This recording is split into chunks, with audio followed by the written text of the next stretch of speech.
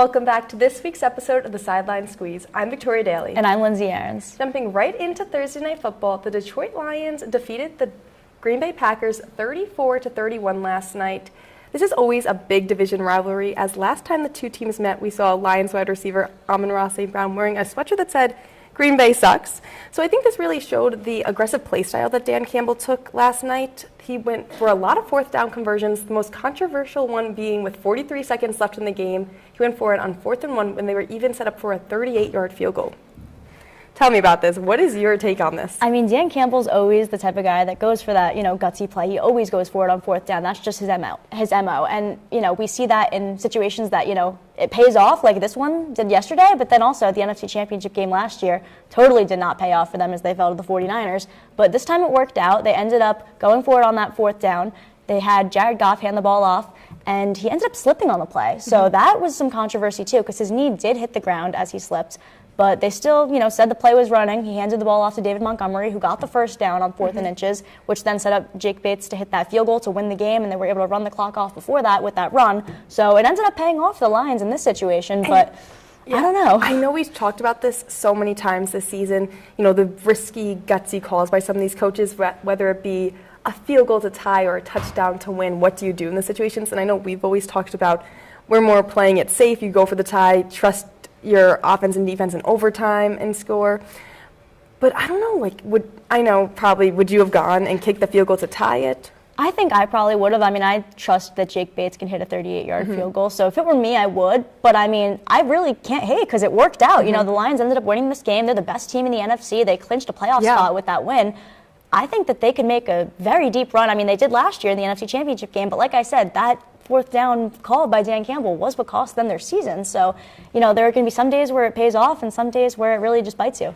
And both quarterbacks, though, did great last night. Jared Goff, 283 yards, a 78% completion rate, 3 touchdowns. He did have 1 pick, but obviously it didn't do anything for them. And then Jordan Love, a 60% completion rate, 206 yards. So they both had solid games, but it shows the more experienced quarterback came out to play, with Jared Goff securing the win for the Lions. Jared Goff's had an incredible season, and also there were some great running backs in this game. Josh Jacobs played great for Green Bay. You also have that running back tandem in Detroit with Jahmyr Gibbs and with David Montgomery. So just all around a great game to watch that came down to the wire. I feel like these Thursday Night Football games have been incredible this season.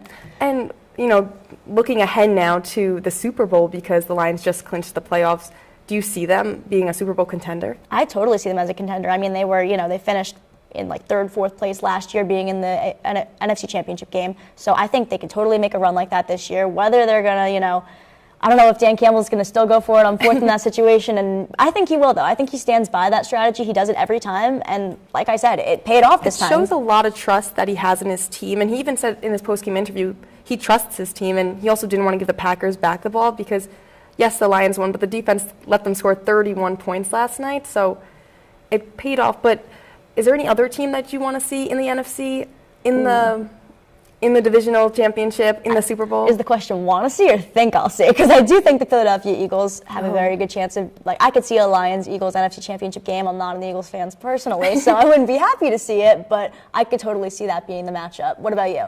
Yeah, I do like the Lions. Last year they did lose versus the 49ers, and I don't think the 49ers are going to be a question this year, and that's a whole nother topic to talk about. I am a Vikings fan. We are Giants fans, but the Vikings are my second team who I root for, so I would like to see them if they make the playoffs and all that.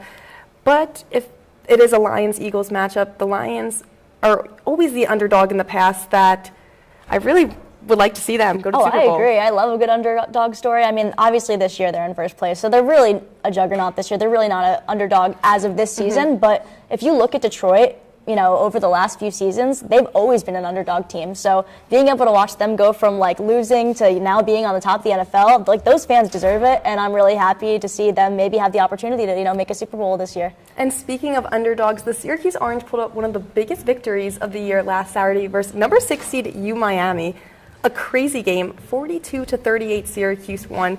Let's talk about that. Yeah, this game was just really incredible. Nobody thought Syracuse had a chance, myself included. If you look back at my pick from last time we filmed, I was like, there's no way we win this game. But they did it somehow. Kyle McCord was incredible in this game. He went 26 for 36. He had 380 yards, and he threw 3 touchdowns. So just an incredible incredible game for Kyle McCord. And this game set Kyle McCord up for numerous records. He now has the Syracuse all-time passing yards and touchdowns record for a season. He's leading the whole of college football with the most passing yards.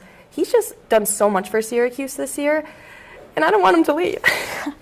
I know. It's sad that he's going to be leaving, but I mean, I think he'll have a good future. I think he could possibly be drafted in the late rounds of the NFL draft. And it's ironic that we beat, who's probably going to be in the first 2 picks in Cam Ward, who, I don't know. He just didn't play. The Syracuse defense totally contained him in that game. I mean, they stepped up, which I'm happy, because the Miami defense, I think they were they didn't play that well, and that's why Syracuse was able to stay in this game. And I think anybody can agree that, Miami's a great team, and they really had a chance to win this year, and they might because they'll be in the college football playoff, it seems. But, that defense, they crumbled, and that's why Syracuse was able to come out with the win. And with this win, Syracuse knocked UMiami out of the ACC title game and put Clemson in. And the Syracuse reactions to that, what Fran Brown, Kyle McCord were saying, I thought it was hilarious. Yeah, Kyle McCord had literally tweeted, you're welcome, Clemson. And Fran Brown said in this post-game interview, you're welcome to Dabo Sweeney. So, crazy, how, Clemson and Syracuse actually, got along for once in that situation. So we did them a favor there. And, with this win, Syracuse now got ranked to number 23 in the AP poll. They beat a top 10 team for the first time since 2017. And now that put them at 9-3 on the season, so they're bowl eligible, which we knew. But now that they're 9-3, I think it could be a bit of a better bowl game matchup. The last 2 seasons we were 500. We had okay bowl games. The Pinstripe Bowl game is always fun because it's right near a lot of people who are Syracuse fans. But we lost our last 2 bowl games. So with this energy going forward, I really hope we get a great bowl game, something close to New Year's Eve, and we pull out the win.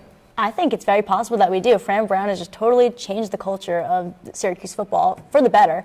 And I know you were worried about, not having Kyle McCord, but I do think that, Fran Brown is such a good recruiter that even without Kyle McCord, I think he'll still be able to have success because he'll be able to recruit a top quarterback. I saw rumors that we might be getting the Texas A&M quarterback to come to Syracuse. So you never know who it's going to actually end up being, but I do think that we're going to get somebody good and that Fran Brown's just going to totally take this Syracuse team that's always been a little average the last few years and just totally, catapult them up into being a contender for the college football playoff. So do you think Syracuse's winning record this year is the Fran Brown effect or the Kyle McCord effect? You seem very much Fran Brown for what you're saying. I mean, I think there's no discrediting what Kyle McCord has done for this team. He's been absolutely incredible. He's now the all-time passing leader at Syracuse in 1 season, which is incredible. That's just crazy. So I do think that you can't take this away from Kyle McCord. It totally goes to both of them. But I mean, who brought Kyle McCord here? It's Fran Brown. So that's why I think Fran Brown is going to be able to bring someone good in no matter what. And I think Syracuse football is going to be a successful team for many years to come. Definitely. Well, this is our last episode of the semester, but stay tuned because we'll be right back here next semester. Happy holidays, Syracuse. For the last time this semester, I'm Victoria Daly. And I'm Lindsay Ahrens.